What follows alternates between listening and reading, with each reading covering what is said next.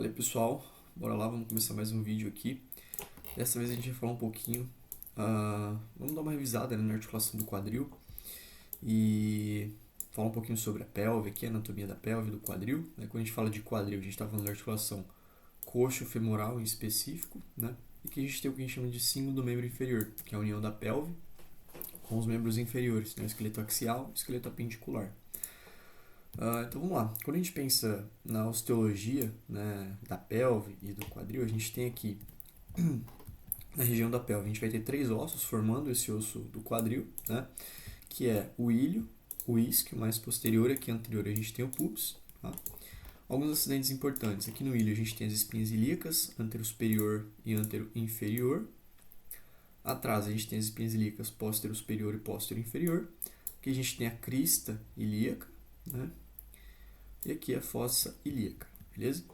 Aqui mais anteriormente a gente falou que a gente tem o pubis, então isso aqui é o pubis, aqui a gente tem a articulação da síntese púbica, aqui a gente vai ter a face púbica, né, nessa região, e a gente vai ter origem, né, de vários músculos adutores, né? Então lembra que os músculos adutores, praticamente todos vão se originar aqui na região do pubis e vão se inserir no fêmur, praticamente todos não, todos, né? Aqui na espinha ilíaca superior a gente tem a origem do sartório, né? Depois eu vou colocar os músculos, a gente vai dar uma relembrada. E na inferior a gente tem a origem do reto femoral. Na parte posterior a gente vai ter, posterior inferior a gente tem aqui embaixo o isquio, que é importante porque ele vai servir de origem para os músculos isquiotibiais, tá? E aqui a gente vai ter também a origem dos rotadores externos. Então lembra que os rotadores externos, que são os músculos que a gente fala peritrocantérios, eles têm origem no isquio e eles vão se inserir trocânter, né? Isso é o piriforme, gênio superior, gênio inferior, obturador interno, externo, por aí vai, tá? Então basicamente é isso. Em relação aos ligamentos da articulação coxofemoral, né? A articulação coxofemoral, que é a articulação do quadril, ela é uma articulação, eu vou tirar eles aqui pra gente ver, que ela tem uma boa estabilidade, né? Porque ao contrário, ela é uma articulação esferoide, né? Só que ao contrário da glenomeral, por exemplo, né? A gente tem um acetábulo que é grande, né? E permite um bom encaixe na cabeça do fêmur. Né? Então, grande parte da cabeça do fêmur ela está em contato com o acetábulo. Então, aqui a gente tem um acetábulo, que é feito pela união dos três ossos do quadril, ilho, pubis e isquio. Tá? E aí a gente vai ter a cabeça do fêmur se encaixando nesse acetábulo, beleza? E aí a gente tem que mais ou menos 70% da cabeça do fêmur vai estar em contato com o acetábulo. Outra coisa que é interessante que a gente lembrar em relação à biomecânica é que a posição de abdução com rotação externa, né? Então pensa aqui o que acontece quando eu faço uma abdução e uma rotação externa. É o movimento que a gente tem maior contato da cabeça do fêmur com o acetábulo. Então é a posição ali que seria mais estável para o quadril, beleza? Em geral acho que seria isso. Né? Então a gente tem aí os ligamentos, como eu falei, deixa eu colocar eles de volta. E aí os ligamentos eles são extremamente importantes, né? Então a gente vai ter que eles vão auxiliar essa estabilidade, vão limitar alguns movimentos. Então aqui a gente tem o ilho femoral, que é mais superior, o pubofemoral e aqui na parte de trás o isquiofemoral. O ilho femoral ele é mais superior, né? Então ele vai limitar principalmente, né? Pensa que ele vai estar tensionado quando eu faço uma extensão, então quando o meu fêmur vai lá para trás e quando eu faço rotação externa, tá? Esse ligamento aqui, que é o pubofemoral, ele está mais inferior, antero-inferior. Então ele vai limitar os movimentos de abdução e também de rotação externa. Né? Então os ligamentos que estão anteriores, eles limitam o quê? Rotação externa. Quando o fêmur roda, ele vai limitar esse movimento de rotação. Tá? E aqui a gente tem o isquiofemoral, né? Que vai limitar principalmente o movimento de rotação interna e fica mais tensionado ali durante a flexão do quadril. Tá? Mas um dos motivos, uma das principais limitações para a extensão do quadril são esses dois ligamentos aqui. Então, eles que limitam essa extensão do quadril, beleza? E eles ficam tensos ali quando a gente está em pé, então ajudam a manter o membro inferior em extensão, beleza? O quadril ali no caso. Em relação à parte anatômica, né, acho que seria isso. Quando a gente lembra da parte do biomecânica, a gente tem que lembrar de algumas coisas importantes. Então, a gente tem aqui, vou tirar isso aqui, a gente tem uma angulação, né, do colo do fêmur. A gente traça uma linha imaginária, né, como se fosse daqui dessa região. Vou tentar traçar uma linha reta, tá? A gente tem uma angulação do colo do fêmur. Tá? Imagina que isso aqui é o ângulo do fêmur, imagina que essa linha está retinha, beleza? Mas esse aqui seria o ângulo do colo do fêmur, o ângulo de inclinação do colo do fêmur. Em geral, esse ângulo é de mais ou menos 125 graus, né? Então, se a gente for pensar num fisiológico, né, vai variar, é claro, de indivíduo para indivíduo, mas a gente tem uma média ali de 125 graus, beleza? Do colo do fêmur. O que acontece? Se esse ângulo ele é muito maior do que 25, do que 125, né? Vamos supor que a gente tem um ângulo de 135, 140 graus, o joelho ele tende a ser mais valgo, né? Então lembra que o quadril ele influencia no joelho, né? Esse ângulo do colo do fêmur influencia na posição do joelho. Então vamos lá, aqui está o meu joelho, né? Se eu aumento esse ângulo aqui a gente tem o ângulo do colo do fêmur. Se eu aumento esse ângulo, o meu joelho tende a ser mais valgo, certo? Se eu diminuo esse ângulo, meu joelho tende a ser mais varo, beleza? Então quando o ângulo do colo do fêmur ele aumenta, imagina se ele aumentou, o meu joelho ele tende a ser mais valgo, tá? E quando ele diminui, tende a ser mais varo. E, além disso, a gente tem também um ângulo de rotação, né? Que a gente olharia aqui por cima, né? Se eu pegar só o fêmur e esconder o restante, se a gente olhar por cima, vamos ver se vai dar pra ver aqui. Aqui, mais ou menos, né? A gente veria, né, que o fêmur ele é, não muito, mas ele é levemente rodado, tá? Então a gente tem uma leve rotação aqui do fêmur. A gente chama de ângulo de versão do fêmur. Esse ângulo de versão, né, que é o quanto o fêmur é rodado, ele é de 8 a 15 graus em média. E a gente tem que, se esse ângulo ele é menor do que 8 graus, a gente tem uma retroversão. Como assim uma retroversão? O nosso membro inferior ele tende a ser mais rodado externamente, tende a rodar mais para fora. Beleza? Se esse ângulo diminui, roda mais para fora. Se o ângulo aumenta, ou seja, se o fêmur ele é mais rodado, pensa aqui, ó, aqui está o meu joelho, né? A gente tende a ter um membro inferior mais rodado internamente, tá? Então, se o ângulo ele aumenta, maior do que 15, por exemplo, a gente tende a ter um membro inferior mais rodado internamente. Se ele é menor do que 8, a gente tende a ter um membro inferior rodado mais externamente. Então, essa articulação do quadril, né, esse encaixe do fêmur com o acetábulo, a articulação coxofemoral, ela vai determinar, muitas vezes, o posicionamento do nosso joelho, né? Então, você pode ter um indivíduo com o joelho mais valgo, né, que tem ali um ângulo do colo do fêmur aumentado, associado ali a uma diminuição da versão do fêmur, do colo do fêmur. Então, esse indivíduo vai ter um joelho mais valgo mesmo, de modo geral. Eu posso ter um ângulo do colo do fêmur diminuído, né? E uma versão aumentada aí que vai ter um joelho mais, vai levar a um joelho mais varo, né? Basicamente, acho que seria isso em relação à biomecânica, tá? Em relação aos músculos, né? Vamos colocar aqui agora a parte muscular. Então, a gente tem vários músculos que são importantes nessa articulação do quadril.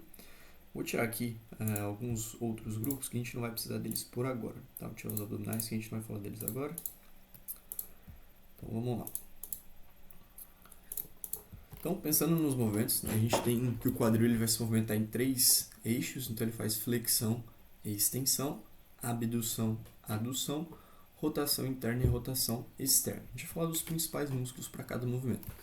Começando pelas flexões e extensões do quadril, a gente tem um grupo que é muito importante aqui, que é o iliopsoas, né? Então a gente tem o psoas, que é esse grandão aqui, né? O psoas maior, e aqui a gente tem o músculo ilíaco. O psoas ele vai ter origem nos processos transversos aqui dessas vértebras lombares. O ilíaco da face ilíaca, eles vão se inserir ambos aqui nessa região do trocânter menor do fêmur, tá? Então quando eles se contraem, eles vão fazer o movimento de flexão do quadril, beleza? Na parte posterior, a gente vai ter aqui glúteo máximo e os isquiotibiais, que são os músculos extensores do quadril, tá?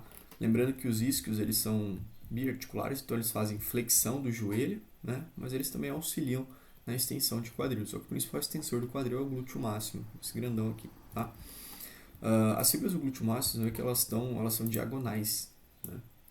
Então, o glúteo máximo ele auxilia na extensão do quadril, mas também em rotação externa, principalmente se a minha perna, se o meu quadril estiver flexionado 90 graus, né? Então, o quadril flexionado 90 graus, o glúteo máximo ele auxilia na rotação externa também, beleza? Então, aqui, glúteo máximo tem origem no sacro, né? Na região aqui posterior do ilho, do ilíaco, né, da borda ilíaca, e ele vai se inserir na tuberosidade glútea e também no trato iliotibial. Tá? Então esse aqui é o glúteo máximo. Tirando ele, a gente vai ter os glúteos médio e mínimo, né, o glúteo médio aqui primeiro por cima, e o glúteo mínimo lá embaixo. Eles são abdutores primários do quadril, então eles fazem o movimento de abdução. Tá? Vou tirar os dois aqui. E já falando, já que a gente vai precisar tirar esses músculos aqui, esse aqui é o tensor da fascia lata. O tensor da fascia lata ele tem origem na região da crista ilíaca, ele vai se inserir lá no côndilo lateral da tíbia, tá? E esse músculo tensor ele é importante porque ele vai funcionar dando estabilidade lateral para o quadril, né, ali para o joelho também. Mas esse músculo é um importante rotador interno. Então, quando a gente pensa em rotação interna do quadril, né, quando o meu joelho roda internamente, o fêmur roda interno, a gente tem o glúteo médio e mínimo e o tensor da fascia lata sendo os principais músculos ativados. Então, eles são os rotadores internos. Tá? Em relação ao glúteo médio e mínimo, eles têm origem na face lateral aqui do osso ilíaco, né? E eles vão se inserir no trocânter maior do fêmur. Vamos tirar eles aqui. Aqui a gente tem o glúteo mínimo, a mesma coisa do glúteo médio, origem e inserção. Aqui na parte posterior a gente vai ter os músculos rotadores externos de quadril, né? E a gente tem vários, tá? Então a gente tem o piriforme, que é esse primeiro aqui, o grandão, né? Que vai ter origem no sacro e vai se inserir no trocânter maior. Então ele é o principal rotador externo. E aí a gente vai ter essa sequência de músculos que vão ter origem na região de espinha isquiática e de isquio, né, tuberosidade isquiática, e vão se inserir no trocânter maior, na crista intertrochantéria. Então a gente chama ele de peritrochantéreos, que são os rotadores externos ali do quadril, tá? Então a gente tem o primeiro gêmeo superior, obturador interno, gêmeo inferior, quadrado da coxa e o obturador externo, tá? Então vamos lá de novo, ó. A sequenciazinha, né? O primeiro, o maiorzão, é o piriforme. Aí a gente tem gêmeo superior, obturador interno, gêmeo inferior, quadrado da coxa. E retirando eles, ó, a gente tem aqui o obturador externo, beleza? São músculos que têm origem nessa... O obturador externo tem origem na membrana obturatória. Também vai se inserir aqui nessa região de crista intertrochantéria, beleza? Então esses são os rotadores externos do quadril. Os internos a gente já falou, glúteo médio mínimo e tensor da fascia lata. Aqui a gente tem os isquiotibiais, né? Que são os tensores, auxiliam na extensão do quadril. Acho que eu coloquei uma a mais aí. Beleza. E o músculo que eu acabei esquecendo de falar, que ele é importante, é o reto femoral, né? Então o reto femoral, a principal função dele é a extensão do joelho, mas ele também é um músculo biarticular, então ele se insere aqui, tem origem, né, na espinha ilíaca anterior, ele se insere ali no tendão patelar ali em cima, né? Então ele também é um músculo que auxilia na flexão do quadril, beleza? Aqui a gente tem o sartório, que ele é um músculo que ele auxilia, né? Ele também é biarticular, faz parte da pata de ganso, né? Então ele tem origem lá na espinha ilíaca superior e vai se inserir medialmente na tuberosidade da tíbia. E ele faz aquele movimento do teste de Patrick, né? Quando a gente faz ele flexão com rotação externa, né? Com abdução. Então o sartório auxilia nesses três movimentos basicamente. E aí, para fechar, a gente tem os músculos adutores que fazem a adução do quadril, né? Então são 5 músculos aqui, todos eles vão ter origem nessa região de pubis e vão se inserir aqui, ó, posteriormente no fêmur, né? Então a gente tem ali na linha pectínea, tem um nome do ascendente que eu não lembro agora, mas todos vão se inserir no fêmur. Então a gente tem aqui o primeiro, pectíneo, que ele também é um importante músculo flexor do quadril, ele também auxilia nessa flexão de quadril, né? Se a gente olhar o ângulo dele, ele está um pouco mais verticalizado em relação aos outros, tá? Então ele é adutor, mas ele também auxilia na flexão de quadril. A gente tem adutor curto, adutor longo, adutor magno e o grácil, que também faz parte dos músculos da pata de ganso ali, tá? Estabilizadores da parte medial do joelho. Então, de novo, né? Vamos lá. São 5, né? Então lembra que tinha o pectíneo aqui que eu tirei, aí adutor curto porque ele é o menorzinho, né? Adutor longo, deixa eu tirar aqui, adutor longo, o adutor magno, esse grandão, ele se insere na parte posterior do fêmur, ele também vai se inserir aqui nessa região que a gente chama de tuberculo adutor, né? Próximo ali do côndilo medial do fêmur, tá? Então adutor magno, e aqui a gente tem o músculo grácil, beleza? E aí a gente fecha esses músculos do quadril, né? Então a gente falou sobre flexores, extensores, rotadores internos e externos e abdutores e adutores de quadril, tá? Então esses são os músculos que vão dar essa estabilidade dinâmica e vão dar os movimentos ali para a articulação coxo-femoral, beleza?